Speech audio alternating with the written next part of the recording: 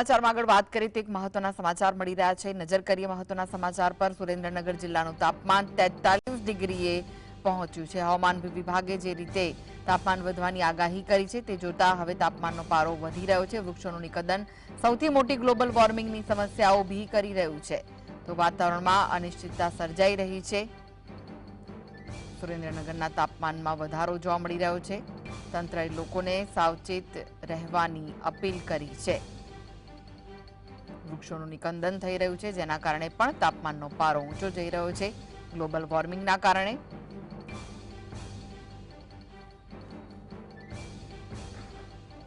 તો આ વિશે વધુ માહિતી માટે જોડાઈ ગયા છે સુરેન્દ્રનગરથી સંવાદદાતા ફઝલ।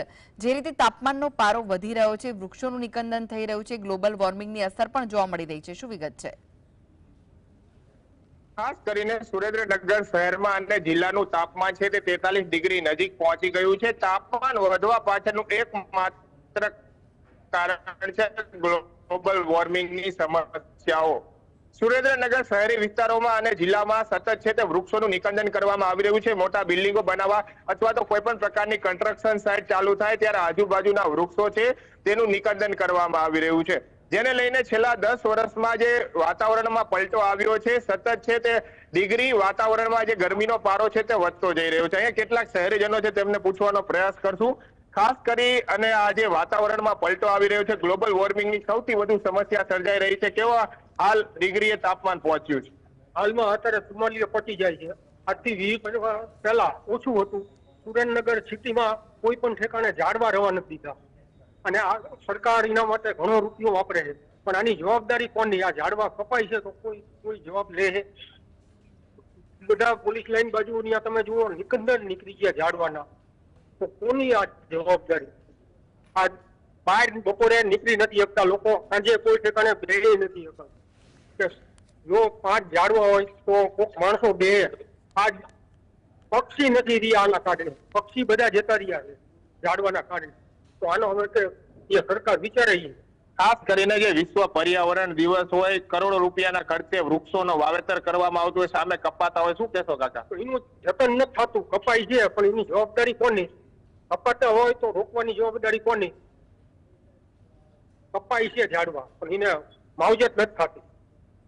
અન્ય પણ શહેરીજન આપણી સાથે છે। ખાસ કરીને બપોરના સમયે શહેરમાં સુમસામ રસ્તા નજરે પડી રહ્યા છે, કેવી પરિસ્થિતિ વાતાવરણને લઈને? તડકાના કારણે 44-45 ડિગ્રી તાપમાન થઈ જાય છે। માણસ ઘરની બહારથી નીકળવાનું ટાળે છે। સાંજના 5 થી 6 વાગ્યા સુધી એકદમ ગરમી અને વાતાવરણ તેજ દેખાય છે। ખાસ કરી અન્ય શહેરીજન પણ છે, બચવા માટે કેવા પ્રયાસ કરો છો તમે? વાતાવરણ બચવા માટે અમે પાણીનો સતત ઉપયોગ કરીએ છીએ, વધારે બહાર નીકળવાનું બપોરના ટાઈમે ટાળીએ છીએ। એ પછી અમે ઠંડા પીણા કે આ કોઈનો સહારો લઈએ છીએ। અને જોવી તો સરકારે આટલા વૃક્ષો વાવવાનું અમને વૃક્ષો વાવ્યા છે, પણ એનું જતન કોઈ કરતું નથી। જતન કરવાની કોઈ જવાબદારી હોતી નથી। પછી વૃક્ષો તડકાના કારણે સુકાઈ જાય છે। જે નાના નાના છોડવા હોય એનો ઉછેર થતો નથી, કોઈ જવાબદારી લેતું નથી। સરકાર ખાલી આ કરીને મૂકી દે છે, પછી આગળ કઈ વધતું તો એના કારણે આપણે આ ગ્લોબલ વોર્મિંગ વધતું જાય છે। પછી આજે ઔદ્યોગિકરણના કારણે, ધુમાડાના કારણે ઉપર ઓઝોનનું પણ ફાટી ગયું છે, એ આપણને બધાને ખબર છે। એના કારણે પર્યાવરણને નુકસાન થાય છે। એના કારણે વાતાવરણનો જે પલટો આવ્યો છે એમાં મૌન મુખ્ય કારણ અને આપણે એક ઘાતક કારણ ગણાય છે। બાકી ખાસ કરી ગરમીનો પારો 44 ડિગ્રી નજીક પહોંચી ગયો છે, કેવી પરિસ્થિતિ? એનો પારો 44 ડિગ્રીને ગાડીઓ પર પહોંચી ગયો છે। એનું કારણ એ છે કે અત્યારે માણસને બહાર નીકળવું બહુ મુશ્કેલ બની ગયું છે। બપોરના સમયે તમે જુઓ કે જયારે આગ વરસે એવું વાતાવરણ લાગે છે। રોડ ઉપર તો ચલાતું નથી। તમે કોઈ પણ રોડ ઉપર ચાલો છો તો તમારા પગના તળિયા પણ પડી જાય છે, તમે બૂટ પહેરેલા હોય છતાં, બરાબર? તો આવું ભયંકર વાતાવરણ અત્યારે આ માહોલમાં થઈ ગયું છે, બરોબર? એટલે પર્યાવરણ બહુ જ ખરાબ છે। અત્યારે તમે બહાર નીકળવાનું ટાળો, જેમ બને એમ ઠંડુ પાણી પીવો, ઘરમાં રહો, અને બપોરના ટાઈમે બહાર નીકળવું નહીં। લૂ લાગે તો તાત્કાલિક દવાખાનાનો ઉપયોગ, દવાખાને જવું, આ બધા આપણે કરવું જોઈએ। બાકી તો અત્યારે તમે જોવો છો કે કઈ રીતના છે, સુમસાન રસ્તા થઈ ગયા છે।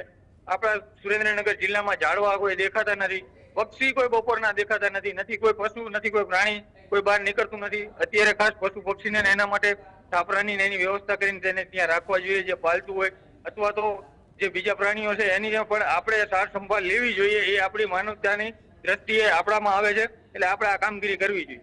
ખાસ કરીને જે ગ્લોબલ વોર્મિંગની સમસ્યા સતત ગુજરાત રાજ્યમાં વધી રહી છે, જેને લઈને સુરેન્દ્રનગર જિલ્લામાં પણ તેની અસર જોવા મળી રહી છે। સતત વાતાવરણ અને ઋતુ ચક્રમાં ફેરફાર આવી રહ્યો છે, વૃક્ષોનું નિકંદન થઈ રહ્યું છે। જ્યારે પર્યાવરણ દિવસ હોય ત્યારે નેતાઓ અને ખાસ કરીને જે અધિકારીઓ હોય છે તે ખુલ્લી જગ્યાઓમાં વૃક્ષો વાવતા હોય છે, પરંતુ તેની જાળવણી નથી થતી।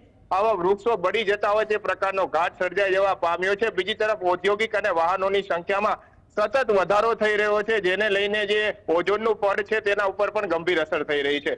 પરિણામે આજનું જે તાપમાન છે તે સતત વધી રહ્યું છે। 44 થી 43 ડિગ્રી નજીક તાપમાન પહોંચી ગયું છે।